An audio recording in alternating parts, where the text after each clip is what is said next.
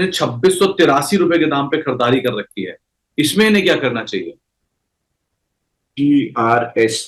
GRSE sir, एक बार hold करना चाहिए। 2814 का लेवल आए तो दोबारा सवाल पूछिए। अगर वो लेवल नहीं निकाल पाया तो फिर ये स्टॉक गैप फिल करने के लिए नीचे आएगा 2095 तक। तो 2814 पे सवाल जरूर पूछ लीजिएगा। आदर्श पांडे साहब पूछ रहे हैं कि अर्बन कंपनी का आईपीओ और श्रृंगार का आईपीओ दोनों में इनको गेन आ रहा है। अर्बन कंपनी में 75% का गेन आ रहा है, तो क्या यहाँ पे आप आईपीओ का गेन लेकर निकल जाए या बने रहे? निकल जाना चाहिए सर। आईपीओ 3 से 5 दिन में अपना पूरा जूस निकाल के निकल जाइए, फिर आईपीओ बेस बनने का वेट कीजिए। अगर अर्बन कंपनी में आईपीओ बेस बना, I would be a buyer myself personally. तो नितेश सारंगी साहब ने भी थोड़ी देर पहले पूछा था कि प्रॉफिट बुक कर ले, आपके कहते हैं उन्होंने प्रॉफिट बुक कर लिया, देवयानी का भी और कला मंदिर का भी। अब सवाल का जवाब ये है कि क्या लिया जाए, और दूसरा मेरी तरफ से सवाल है क्या आज ही लिया जाए? क्या शुक्रवार है, आपको 2 दिन की छुट्टी है, तो रिस्क क्यों लेके जा रहे हो? आप क्या कहोगे? सर, आपका सवाल ज्यादा सही है कि आज ही लेना चाहिए, तो मेरा भी वही जवाब रहेगा कि I would refrain buying from today. मैं मंडे ज्यादा प्रेफर कर लूंगा। बहुत अच्छा 675 इसका शायद 52 वीक्स हाई है, तोड़ दिया क्या? तो मेरे पास adjusted dividend adjusted 52 week high 673 दिख रहा है ट्रेडिंग व्यू पे। तो शायद जो भी एडजस्टमेंट है, बट जो पैटर्न बना है वो बहुत बेहतरीन बना है। मैं आपको बता रहा हूँ, 3 जुलाई की कैंडल देखिए। 3 जुलाई को 22 मिलियन का काम हुआ था, 2137%। उसके बाद से ऑलमोस्ट इनसाइड बार है। ऑलमोस्ट इसलिए बोल रहा हूँ, उस कैंडल का लो 5-5, 6-6, 8-8 बार तोड़ा, लेकिन अगले ही दिन रिक्लेम कर लिया है। यानी ये दिखा रहा है कि वीक लॉन्ग्स को बार बार एलिमिनेट कराया गया और फिर स्टॉक अपना जो सपोर्ट था वो रिक्लेम कर ले रहा था। और आज की जो मूव है, ये प्रोबेबली इसको हाई तक ले जाएगी। उसी कैंडल का हाई 673.90 है, जो ऑल टाइम हाई भी है, वहां तक ले जाएगी। और उसके ऊपर अगर ब्रेकआउट मिला तो स्टॉक और लंबा चल सकता है। तो आज ऐसा लग रहा है कि शुरुआत हुई है बड़े मूव की। तो एक बड़ी तेजी की शुरुआत है। जरा इस पर आप अदरवाइज पर शॉर्ट टर्म का इनका व्यू है। इस पे एक बार दोबारा सवाल जरूर पूछिएगा। ओके, तो 396 के आसपास कहीं मिले तो वहां पर एक बार को आप दोबारा सवाल पूछिएगा, वो ज्यादा बेटर है। शुभजीत रॉय साहब के पास अदानी बिल्मर है और ये ₹600 के दाम पे खरीदारी है। सो आप ये तो समझ सकते हैं कि ये शॉर्ट टर्म ट्रेडर नहीं है।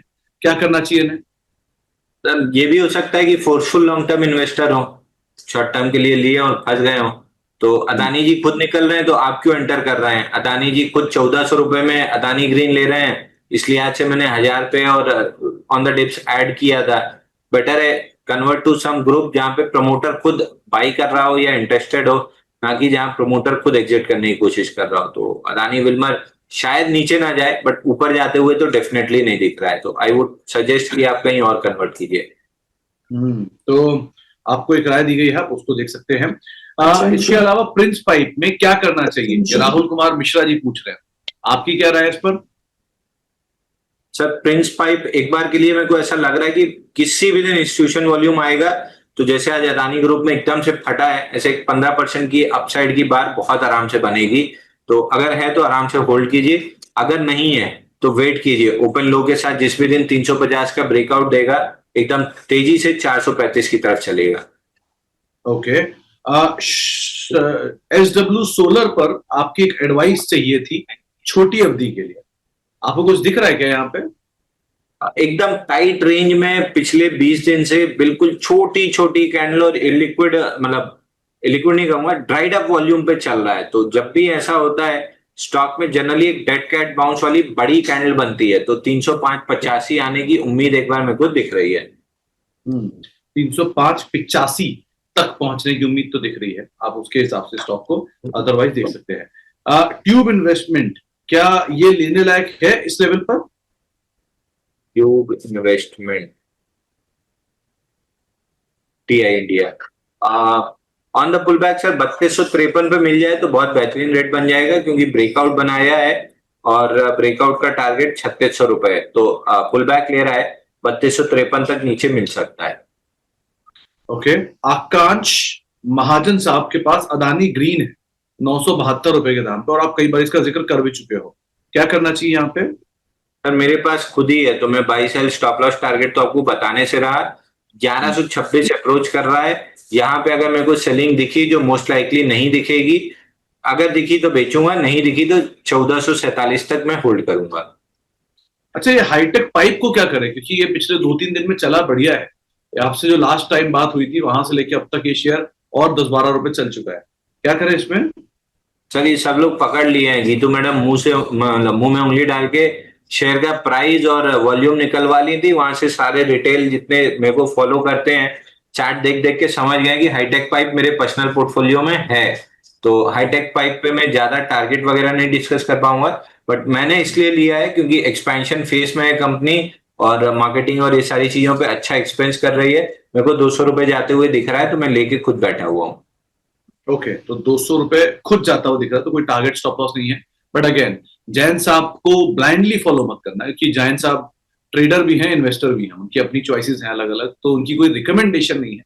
लेकिन अगर आप कोई भी निवेश कर रहे हैं तो ये ध्यान रखिए कि वो निवेश अपने हिसाब से है। सो एक और सवाल आता है केफिन टेक को लेकर। 1100 शेयर रुपए के दाम पर खरीदारी है, यहां क्या करना चाहिए? सर आपकी बात को एक बार बढ़ाते हुए मैं बता देता हूँ, एक बहुत मार्केट वेटरन थे जो अब नहीं रहे, भगवान उनकी आत्मा को शांति दे। उनको हम लोग प्यार से, हम लोग पूरा ग्रुप उनको प्यार से ताऊजी कहता था, अश्विनी गुजराल। उनकी बुक भी है, how to make money in stocks intraday trading वाली, उसको जरूर पढ़िएगा अगर आपको इंट्राडे ट्रेड करके पैसा कमाना है। बेहतरीन बुक लिख के गए हैं, मतलब मेरे लिए तो आइडियल थे वो हमेशा एक चीज कहते थे, शाम को बैठो, चार्ट स्टडी करो, एक व्यू बनाओ, व्यू लेके सुबह मार्केट में आओ। अगर मार्केट तुम्हारे व्यू के हिसाब से चल रहा है ट्रेड करो, अगर नहीं चल रहा है, उसके उल्टा चल रहा है, तो गिरगिट की तरह रंग बदल के अपना व्यू बदल लो। क्योंकि व्यू के साथ चिपके रहने में ईगो जरूर सेटिस्फाई हो जाता है, लेकिन पैसे का लॉस हो जाता है। ईगो बाजार में पालने की जरूरत नहीं है, गिरगिट की तरह फटाक से रंग बदलो, पॉजिटिव से मतलब बुलिश से बेरिश, बेरिश से बुलिश हो जाओ। क्योंकि पैसा आपके व्यू से नहीं, पैसा आपके ट्रेड से बनता है। अगर लग रहा है कि ट्रेड गलत हो गया है, स्टॉप लॉस कट रहा है, तुरंत गिरगिट की तरह रंग बदलो, अपने कैश पे आ जाओ और नया शेयर ढूंढना चालू कर दो। तो ताऊ जी ये कह के गए थे कि अपना व्यू बदलने में कोई शर्म नहीं है, मार्केट के हिसाब से अपना व्यू बदल लो, मार्केट जो बता रहा है वो सुप्रीम है, उसके हिसाब से चलो। तो आप ही की बात का एक्सटेंशन उनने करके गए थे, वही चीज मैंने रिपीट कर दी है। अब आए तो केफिन पे। मतलब जी जैन साहब, एक बहुत लकी पार्ट ये रहा कि मैं अश्विनी सर के साथ मिला भी हूँ, मल्टीपल टाइम मिला हूँ, और शोज भी किए ही हैं मैंने। लेकिन मतलब आदमी भी बहुत अच्छे हैं, मैं उनको जितना जानता था बहुत अच्छे आदमी थे। और उनकी फैमिली भी दिल्ली में ही रहती है, ग्रीन पार्क में वो रहते थे उस टाइम पर। और खाने पीने के काफी शौकीन भी थे, मैं उनको कई बार लंच एंड डिनर में भी मिला हूँ अदरवाइज, तो इसलिए मुझे पता है मुझे। और बहुत ही बढ़िया जानकार थे, तो उसमें तो कोई दो राय नहीं, कई किताबें तो लिखी ही हैं, और बहुत समय तक उन्होंने ट्रेडिंग को लेके बहुत कुछ सिखाया भी। So he was a wonderful human being, तो उसके बारे में कुछ कहना ही अलग की बात है। रही बात जो आपने व्यू बोला, वो है ही उनकी तरफ से। जी, कुछ आप ऐड करना चाह रहे हो? सर, खाने पीने की बात पे से मैंने, मतलब जब मैं उनसे मिलने गया था पर्सनली, तो ओवरवेट तो थे, ये तो सबको पता था। वो छोले भटूरे के बड़े शौकीन थे, तो वो छोला भटूरा मंगाए थे, तो छोला भटूरा खा रहे थे। तो मैंने, मतलब एक तो पाप है उनके सामने खाने के ऊपर से कुछ बोलना, मेरे मुंह से गलती से निकल गई कि अरे सर, मतलब इतना ओवरवेट है, ऊपर से आप इतना डीप फ्राई खा रहे हो। इतना गंदा लेक्चर मिला था, और लास्ट में एक चीज बोले थे कि बेटा, मैं तो जब जाऊंगा तब जाऊंगा, तुम जितना हेल्दी फूड खा रहे हो ना, 100 साल जियोगे, लेकिन ये याद रखना कि तुम्हारे दोस्त 60-65 में निकल लेंगे। 35 साल बिना दांत के दलिया ही खाते हुए अकेले मिलोगे। तो या तो अकेले बैठ के दलिया खाओ, या मेरे साथ दोस्तों की तरह पार्टी एंजॉय करो और जल्दी निकल लो। तो अब तुम डिसाइड कर लो क्या करना है। तो वो एकदम तो मस्त खाते पीते हुए थे। मैं श्योर हूँ कि उन्होंने एक प्लेट नहीं मंगवाया होगा, मैं जितना उनको जानता था, उनके हिसाब से कभी एक प्लेट तो नहीं आता। एनीवेज, आगे बढ़ते हैं। खैर, कैप फिल करने के लिए ऊपर आ रहा है 1199 1216 तक। ओके, और गोल्ड और सिल्वर ईटीएफ? अगर सिल्वर ईटीएफ आपने ट्रेडिंग के लिए लिया है 88 रुपए पे, मेरे कहने पे, तो अभी बुक कर लीजिए। ऑन द डिप्स 105-6 रुपए में अगर मिले, वापस ऐड कर लीजिए। सिल्वर 20 में को 400 रुपए जाते हुए दिख रहा है, और अच्छा। गोल्ड भी उसी हिसाब से चलेगा। But out of the two silver out perform करेगा।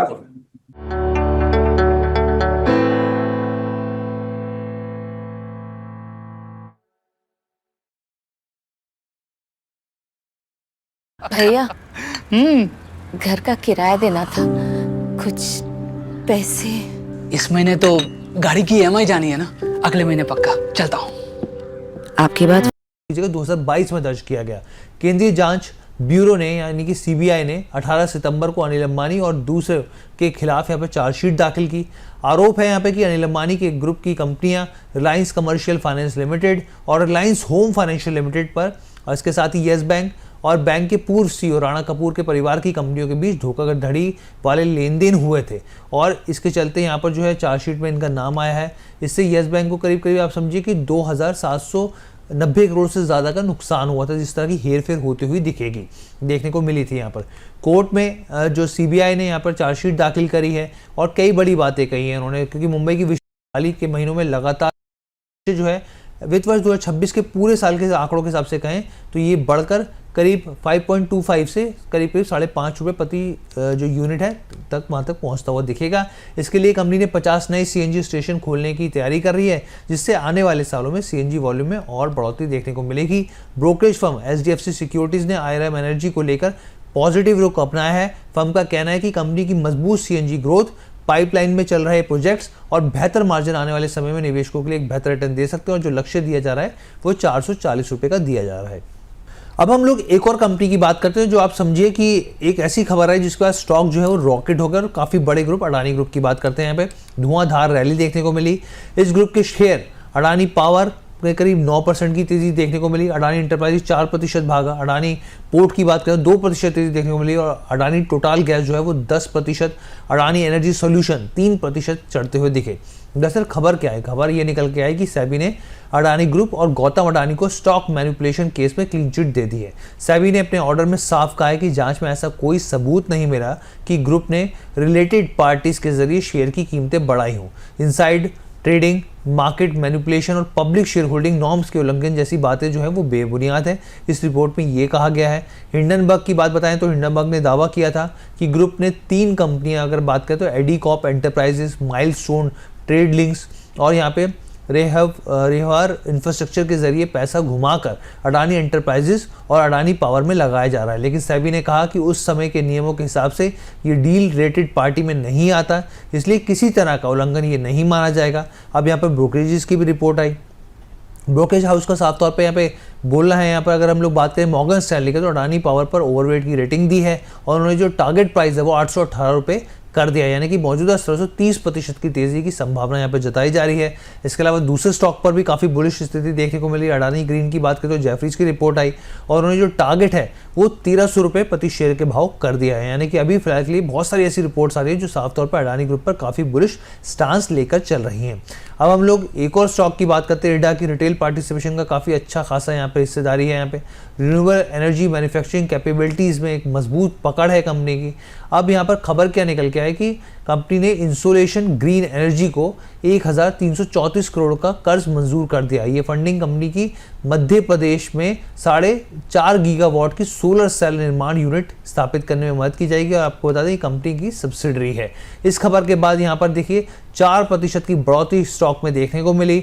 ईडा की ताज़ा फाइलिंग के अनुसार यहाँ पर इस परियोजना की कुल लागत जो है वो करीब करीब 1,500 करोड़ के आसपास है। इसमें 1,134 करोड़ का जो योगदान है वो ईडा करेगी। 378 करोड़ की जो राशि है उसका अतिरिक्त स्रोतों से यहाँ पे जुटाई जाएगी, दूसरे सोर्स से यहाँ पे जुटाई जाएगी, और ये सोलर सेल निर्माण यूनिट की जो है यहाँ पे नर्मदापुरम जिले के manufacturing zone for power and renewable energy में स्थापित की जाएगी।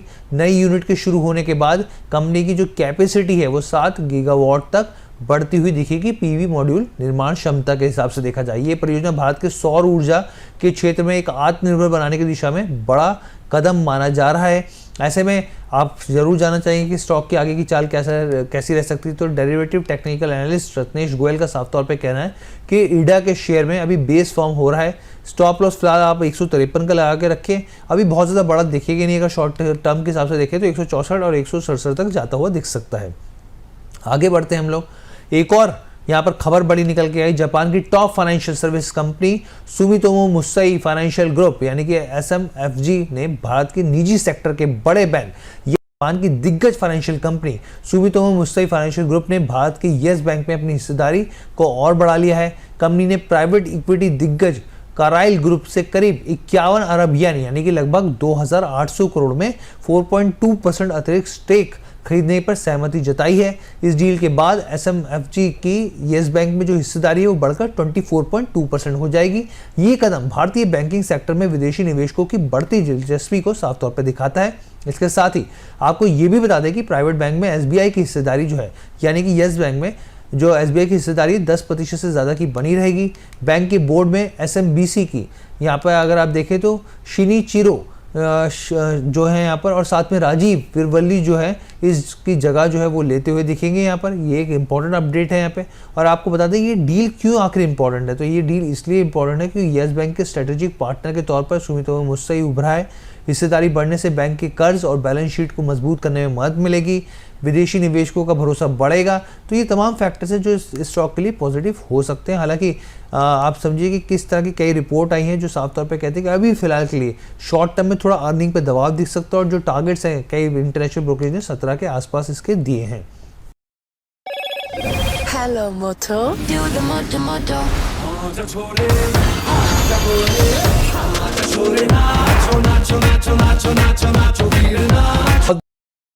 जब भी लोअर लेवल पे आपको मिले 78 से 80 रुपीस की रेंज में, तब वहां पे आप फिर से अपनी एंट्री पूरी कंप्लीट कर सकते हैं। और सर मैं एक चीज कहना चाहूंगा, ये छोटे शेयरों की आप ताकत देखिए, इनमें से कितने ऐसे शेयर हैं जो अभी हम बात करते करते आपको जो लेवल्स दे रहे हैं लॉन्ग टर्म में, आप ध्यान करें वो लेवल्स डबल तक होने का दब रहे हैं। और जितने भी हमारे दर्शक हैं उसमें देखेंगे ना, तो ये छोटे शेयरों में उतनी ताकत है जो हमारे मेन स्ट्रीम इंडेक्स रिटर्न नहीं दे सकते ना, ये स्टॉक्स वो रिटर्न दे सकते। बिल्कुल। नई एंट्री के लेवल क्या बताया सर आपने नई एंट्री के लिए?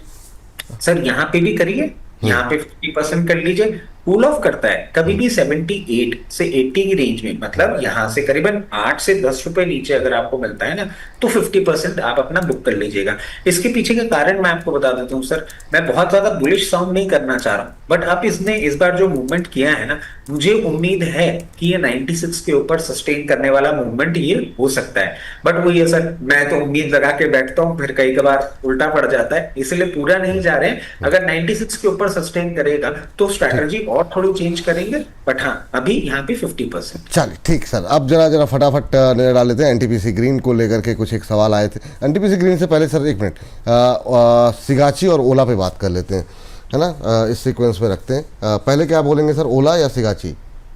सर सिगाची मतलब मैंने ना कमेंट सेक्शन से इसको उठाया था। हाँ मैंने भी देखा था, तो जी बताइए। और सर सिगाची में देखिए कंपनी अच्छी है, कंपनी में कोई प्रॉब्लम मुझे at the very face of it नहीं दिखती है। सिगाची में थोड़ा सा ना एक प्रॉब्लम रहा है, प्रमोटर होल्डिंग 3 सालों में थोड़ी सी रिड्यूस हुई है और रिटर्न ऑन इक्विटी थोड़ा सा सफर किया है। 2 फार्मास्यूटिकल की कंपनी है। अब ये जिस तरीके से बिहेव कर रहा है ना सर, जिनके पास है, मैं क्योंकि हमने इसको कवर नहीं किया पहले, जिनके पास है वो कहीं भी 48-49 रुपीज में एक बार चाहें नियर टर्म प्रॉफिट अगर चाहिए आपको तो बुक कर सकते हैं। और अगर आपने मीडियम टर्म के लिए होल्ड कर रखा है तो कोई प्रॉब्लम नहीं है, मीडियम टर्म के लिए आराम से होल्ड करें। 60 रुपए तक का भी लेवल आपको ये दिखा सकता है। अब आप बोलेंगे फ्रेश एंट्री कहाँ करनी है? देखिए फ्रेश एंट्री मैं यहाँ करने के लिए नहीं बोलूंगा, इसमें मैं बोलूंगा फ्रेश एंट्री हम करेंगे तब जब ये थोड़ा सा कूल ऑफ करेगा और करीबन 40-41 की रेंज में आएगा तो फ्रेश एंट्री हम करना चालू करेंगे। और ये फ्रेश एंट्री हम कंप्लीट करेंगे 35 रुपीज तक की रेंज में, मतलब इस 5-6 रुपए की रेंज में आप अपनी फ्रेश एंट्री कंप्लीट कर लीजिएगा। और ये जो 2 लेवल सुझाए गए हैं ये आपको देखने को मिल सकते हैं।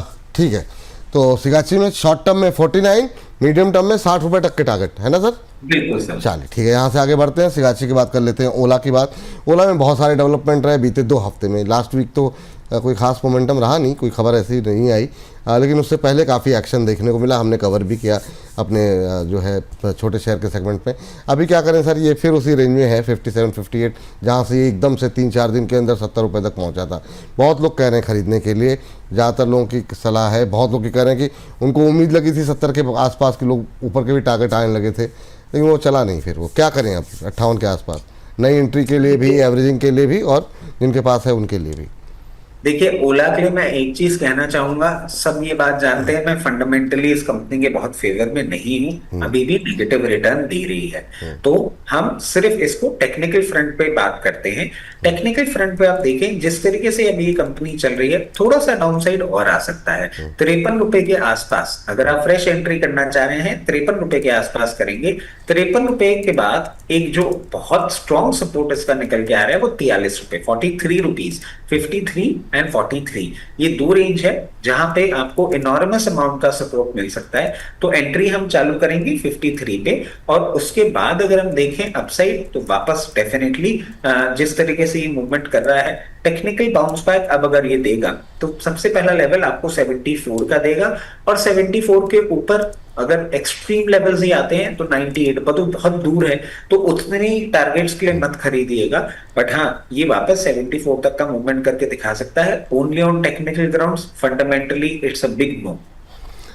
वैसे फंडामेंटली बिग नो, लेकिन टेक्निकल आधार पे नई एंट्री करना चाह रहे हैं 53 रुपए के आसपास करें। टारगेट जो आपको टेक्निकली दिखाई दे रहे हैं वो 74 के, ठीक है। चलिए, तो ये बात यहाँ पर निकल के आई। अब जरा बात कर लेते हैं अगली कंपनी एनएमडीसी स्टील। फटाफट सर बताइए जरा, एनएमडीसी में अभी क्या संभावनाएं आपको दिखाई दे रही हैं, और एनएमडीसी स्टील को लेकर के क्या करना चाहिए? देखिए सर, एनएमडीसी की अगर हम बात करें, एनएमडीसी अभी फर्दर अपसाइड आपको दे सकता है। लोअर लेवल से इसमें मूवमेंट आया है, हम लोअर लेवल पे भी 68-70 रुपए पे भी बुलिश थे। अभी जिस तरीके से चल रहा है बहुत कंफर्टेबली आपको पहला लेवल 78 रुपए तक दिखा सकता है, और 78 रुपए के बाद आपको 82 रुपए तक का भी मूवमेंट दिखा सकता है। ये दो लेवल है जो आपको देखने को मिल सकते हैं, 78 और 82। अब सर बात कर लेते हैं फ्रेश एंट्री। तो देखिए, एक मूवमेंट कर गया है, यहाँ पे मैं आपको फ्रेश एंट्री नहीं बोलूंगा, फ्रेश एंट्री कहां बोलूंगा, जब भी वापस ये करेक्ट करता है और 72 की रेंज में आता है, 72 की रेंज में आप करेंगे फ्रेश एंट्री। और इसमें भी एक रेंज सोचा देता हूं, 78 upper side, 72 upper side, 68 lower side, इन दोनों रेंज के बीच में एंट्री करके आप हायर लेवल्स का इंतजार कर सकते हैं। उसके बाद आ जाता है एनएमडीसी स्टील। हाँ, एनएमडीसी स्टील पे हम नजर डालें, अभी सर 46 रुपए 92 पैसे, 46.92 चल रहा है। इसने भी लोअर लेवल से एक अच्छा मूवमेंट दिया है। इसमें मैं आपको एक चीज कह सकता हूं कि यहाँ पे आप, और अगर आपके पास है तो फिर आप बने रहें। बहुत नियर टर्म टारगेट इस